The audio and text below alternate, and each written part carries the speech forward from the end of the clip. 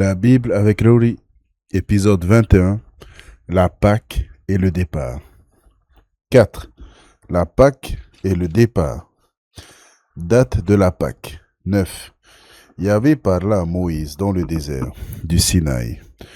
La seconde année, après la sortie d'Égypte, au premier mois, et il dit que les Israélites célèbrent la Pâque au temps fixé. C'est le 14e jour de ce mois, au crépuscule, que vous la célébrez au temps fixé. Vous la célébrerez selon toutes les lois et coutumes qui la concernent. Moïse dit aux Israélites de célébrer la Pâque. Ils la célèbrent dans le désert du Sinaï, au premier mois, le 14e jour du mois, au crépuscule. Les Israélites firent tout ce que Yahvé avait ordonné à Moïse. Cas particulier. Or, il se trouva des hommes qui avaient contracté une impureté du fait d'un mort. Ils ne purent célébrer la Pâque ce jour-là. Ils vinrent le même jour trouver Moïse et Aaron et leur dirent: Nous avons contracté une impureté du fait d'un mort. Pourquoi serions-nous exclus et privés d'apporter l'offrande de Yahvé au temps fixé au milieu des Israélites?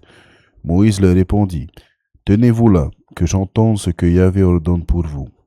Yahvé parla à Moïse et dit: Parle aux Israélites et dis-leur: Si quelqu'un parmi vous ou vos descendants se trouve impur du fait d'un mort ou est en voyage au loin, il le célébrera une Pâque pour Yahvé. C'est au second mois, le 14e jour, au crépuscule, qu'ils la célébreront.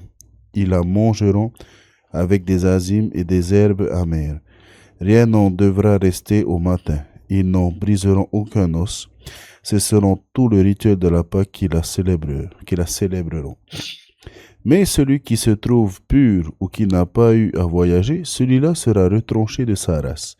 S'il omet de célébrer la Pâque, il n'a pas apporté l'offrande de Yahvé au temps fixé. Il portera le poids de son péché. Si quelque étranger réside parmi vous et célèbre une Pâque pour Yahvé, c'est selon le rituel et les coutumes de la Pâque qu'il la célébrera. Il n'y aura chez vous qu'une loi pour l'étranger comme pour le citoyen. La nuée. Le jour où l'on avait dressé la demeure, la nuée avait couvert la demeure, la tente du rendez-vous. Du soir au matin, elle reposait sur la demeure sous l'aspect d'un feu. Ainsi, la nuée la couvrait en permanence, prenant l'aspect d'un feu jusqu'au matin. Lorsque la nuée s'élevait au-dessus de la tente, alors les Israélites levaient le camp, au lieu où la nuée s'arrêtait. Là campaient les Israélites. Les Israélites partaient sur l'ordre de Yahvé, et sur son ordre, ils campaient.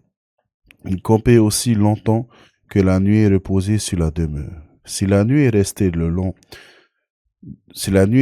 longs jours sur la demeure, les Israélites rendaient leur culte à Yahvé et ne partaient pas. Mais s'il arrivait que la nuée reste un peu de jours sur la demeure, alors ils campaient sur l'ordre de Yahvé et partaient sur l'ordre de Yahvé. S'il arrivait que la nuée, après avoir reposé du soir au matin, s'éleva au matin, ils partaient alors, ou bien elle s'élevait après avoir séjourné un jour et une nuit, et ils partaient alors, ou bien encore elle séjournait 2 jours, 1 mois, ou une année, aussi longtemps que la nuée reposait sur la demeure. Les Israélites campaient sur place, mais lorsqu'elle s'élevait, ils partaient. Sur l'ordre de Yahvé, ils campaient, et sur ordre de Yahvé, ils partaient. Ils rendaient leur culte à Yahvé, suivant les ordres de Yahvé transmis par Moïse. Les trompettes. 10. Yahvé parla à Moïse et dit: Fais-toi 2 trompettes. Tu les feras d'argent repoussé. Elles te serviront à convoquer la communauté, à donner au camp le signal de départ. Lorsqu'on sonnera, toute la communauté se rassemblera auprès de toi à l'entrée de la tente du rendez-vous. Mais si l'on ne sonne que d'une trompette, ce sont les princes chefs des milliers d'Israël qui se réuniront auprès de toi. Lorsque vous accompagnerez d'acclamation la sonnerie, les camps établis à l'Orient partiront. À la seconde sonnerie acclamée d'acclamation, les camps établis au midi partiront. Pour partir, on accompagnera la sonnerie d'acclamation. Mais pour rassembler la communauté, on sonnera sans acclamation.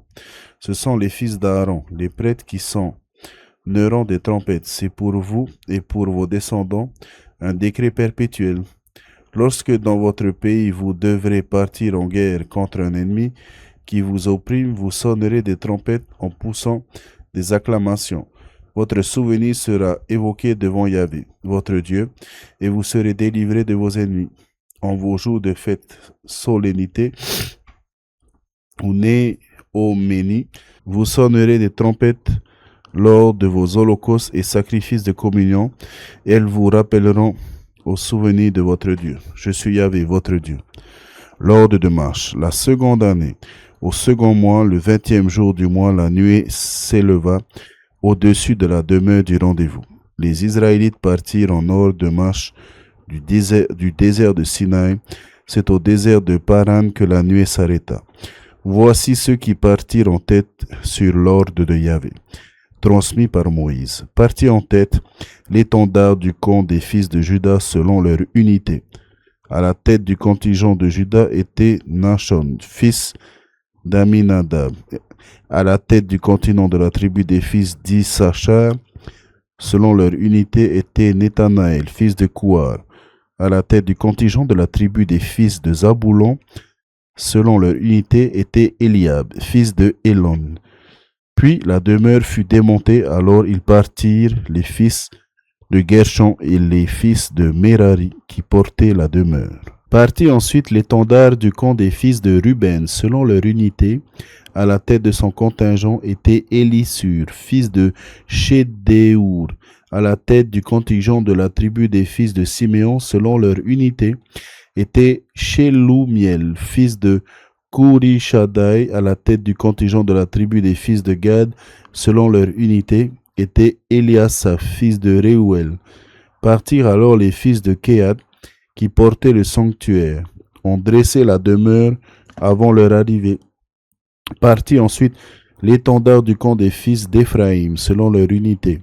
À la tête de son contingent était Elishama, fils d'Amihud. À la tête du contingent de la tribu des fils de Manassé, selon leur unité, était Gamliel, fils de Bédasur. À la tête du contingent de la tribu des fils de Benjamin, selon leur unité, était Abidan, fils de Gidéoni. Partit enfin à l'arrière de tous les camps, l'étendard du camp des fils de Dan, selon leur unité. À la tête de son contingent était Aïzer, fils d'Amishadai. À la tête du contingent de la tribu des fils d'Acher, selon leur unité, était Pagiel, fils d'Okran. À la tête du contingent des fils de Nephtali, selon leur unité, était Ahira, fils d'Enan. Tel fut l'ordre de marche des Israélites selon leur unité, et ils partirent. Proposition de Moïse à Hobab. Moïse dit à Hobab, fils de Réuel, le Madianite, son beau-père, nous partons pour le pays dont Yahvé a dit, je vous le donnerai. Viens avec nous et nous te ferons du bien, car Yahvé a promis du bonheur à Israël. Je ne viendrai pas, lui répondit-il, mais j'irai dans ton pays et dans ma parenté. Ne nous abandonne pas, reprit Moïse, car tu connais les lieux où nous devons camper dans le désert, et ainsi tu seras nos yeux. Si tu viens avec nous, ce bonheur que Yahvé nous donnera, nous te le donnerons. Le départ. Ils partirent de la montagne de Yahvé pour faire 3 journées de marche. L'arche de l'alliance de Yahvé devait les précéder durant ces 3 journées de marche, leur cherchant un lieu d'étape. Pendant le jour, la nuée de Yahvé fut au-dessus d'eux, lorsqu'ils furent partis du camp. Quand l'arche partait, Moïse disait, lève-toi, Yahvé, que tes ennemis se dispersent, que ceux qui te haïssent fuient devant toi. Et à l'étape, il disait, reviens, Yahvé, vers les multitudes des milliers d'Israël.